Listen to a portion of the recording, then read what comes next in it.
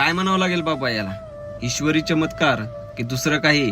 का खरंच माणूस मरणावरती मात देऊन वापस येऊ शकतो का तुमच्या आणि आमच्या विचार करण्याच्या पलीकडची गोष्ट? काय म्हणावं लागेल नेमकं याला? अहमदाबादहून लंडनला जे जाणार होतं विमान, ते 242 प्रवासी मरण पावले. त्या प्रवाशांना ओळखणं सध्या एवढं मुश्किल की डीएनए मार्फत त्यांची ओळख पटवण्यात येणार आहे. एवढा मोठा अपघात. त्या अपघातामध्ये एक चमत्कार झाला. काय म्हणावं लागेल याला नेमकं? A11 शीटवरती बसलेला प्रवासी एवढ्या अपघातामधून स्वतः चालत येतो. त्या प्रवाशाला लागलेलं होतं खूप आहे.